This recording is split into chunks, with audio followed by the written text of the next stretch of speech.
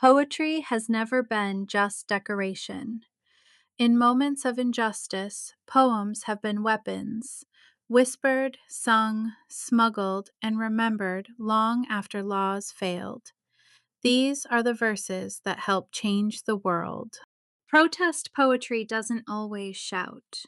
Sometimes it tells the truth so clearly it becomes impossible to ignore. When people were silenced by power, poetry gave them language. Phyllis Wheatley used classical poetic forms to challenge slavery in the 1700s, proving intellectual equality in a society built on denial. William Blake exposed child labor and institutional cruelty through deceptively simple poems like London and The Chimney Sweeper. Poems helped turn moral outrage into public action. They did not stay on the page. They moved people.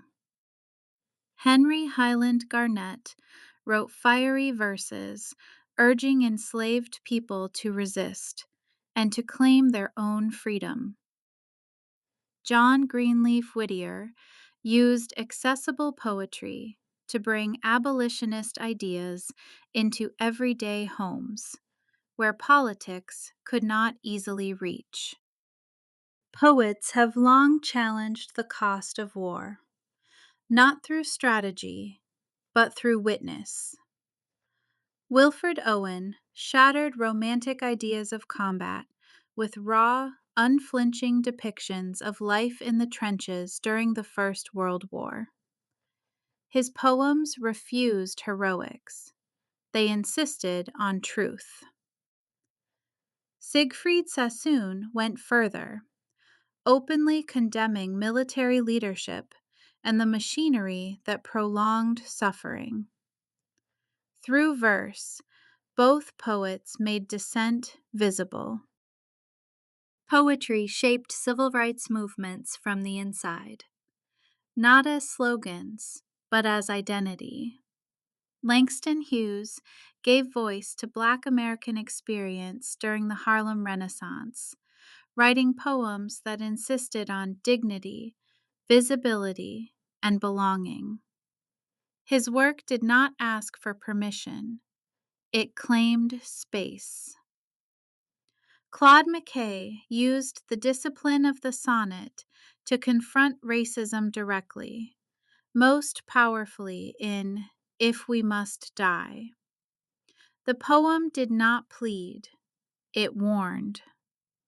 Together, these poets showed that protest can be an act of self-definition. Women used poetry to challenge silence and restriction. Not always loudly, not always publicly. Emily Dickinson quietly defied social expectations by writing about autonomy, authority, and inner freedom. Her resistance was not declared, it was written. Charlotte Perkins Gilman linked poetic expression to women's rights and independence, using language to expose the costs of confinement. Some resistance is subtle, some is private, and some survives precisely because it refuses permission. Why does protest poetry still matter? Because poetry does what power cannot. It is memorable. It moves easily from voice to voice, from page to page. It spreads without permission. It survives censorship because it lives in memory, not in institutions. And it speaks emotionally, not bureaucratically. Poetry does not argue policy. It names what is felt. It reminds people of who they are. Laws can be repealed. Poems linger.